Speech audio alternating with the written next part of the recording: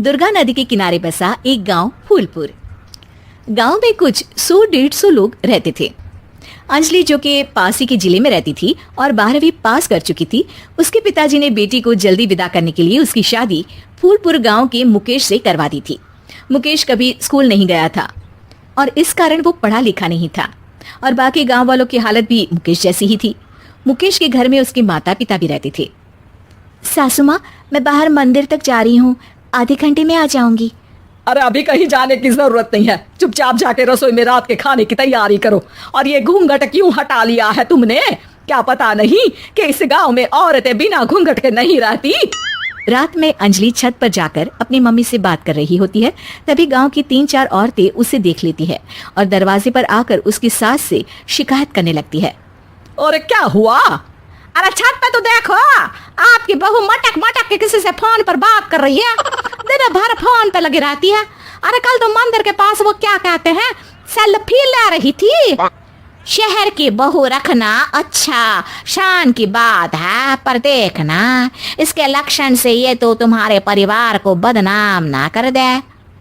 ये पहली बार नहीं था जब सास से गांव के लोगों ने अंजलि की बुराई या शिकायत नहीं की हो। अब तो ये रोज की बात थी। अंजलि ये सब सुन लेती है। जब वो नीचे जाती है तो मुकेश भी वहां आ जाता है। सास कहती है, बेटा, लोग घर आकर शिकायत करने लगे हैं बहू के कामों की, देख लो। पति हो, संयम से रखो इसे। माँ जी, मैं तो अपनी माँ से बात कर रही थी, क्योंकि यहाँ कोई बात करने लायक ही नहीं है और अब मैं माँ के पास ही रहूंगी। वहाँ क्या रहना, वहाँ बाहर के लोग तो ठीक है, पर घर के लोग भी इज्जत ना दे सके। अरे नहीं नहीं अंजलि, ऐसा नहीं है, धीरे धीरे सब ठीक हो जाएगा, तुम फिक्र ना करो। अरे बस कुछ बोलना ही नहीं है, सर पे चढ़ा रखा है बहू को। सास मुकेश की नरम बात सुन के वहां से मुंह चढ़ाकर चली जाती है। मैं तो कहती हूँ हम दोनों शहर चले जाते हैं। मैं पढ़ी लिखी हूँ, मुझे वहाँ नौकरी भी मिल जाएगी और थोड़े दिनों में आप भी वहाँ कुछ काम ढूंढ लेना। अरे नहीं नहीं अंजलि, हम यहाँ ना गांव का खेत, माँ पिताजी को छोड़कर शहर नहीं जा सकते। माँ पिताजी को कैसा लगेगा और गांव वाले क्या सोचेंगे?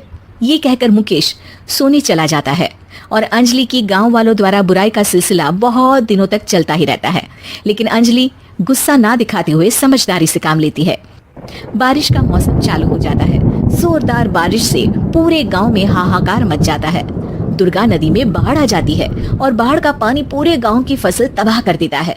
फसल की ये हालत देखकर गांव वाले निराश हो जाते हैं और बात तो यहाँ तक पहुँच जाती है कि कुछ लोग तो अंजलि को इस सब का दोषी ठहरा देते हैं। अरे पूरी फसल तबाह हो गई, पता नहीं किसकी नजर लग गई है।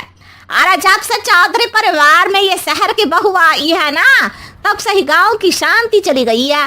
इसके कर्म कांड से माँ दुर्गा नदी भी खुश नहीं है। ये सब सुनकर बेचारी अंजलि रोते हुए अपने घर चली जाती है। कुछ दिन बाद सभी गांव वाले अपनी फसल का मुआवजा लेकर अपने अपने घर आते हैं। मुकेश भी 1500 लेकर आता है। अंजलि को जब पासबुक दिखाता है तो अंजलि हैरान हो जाती है। अरे, ये पासबुक में तो उन्होंने 4000 की एंट्री करी है और आपको सिर्फ 1500 दिए। सच में? अरे वो सरकारी अफसर आपको बेवकूफ बना रहे हैं। सरकार की तरफ से हमें 4000 मिले हैं, लेकिन बाकी का सारा पैसा खुद ही खा रहे हैं। आप लोग के अनपढ़ होने का फायदा उठा रहे हैं।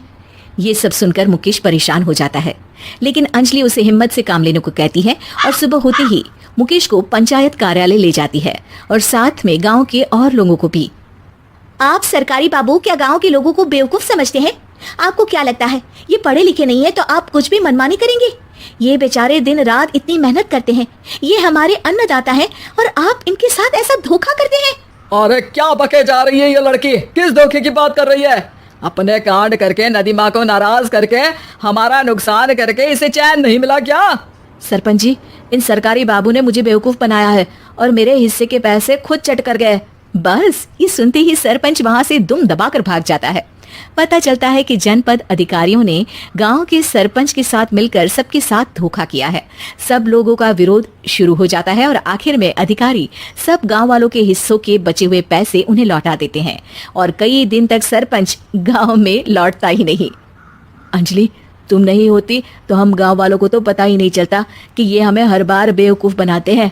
हाँ हाँ अंजलि बेटी, हमें माफ कर दो। हम सब तुम्हें बुरा भला कहते रहे, लेकिन तुमने ही आज हमें बेवकूफ बनाने से बचाया है।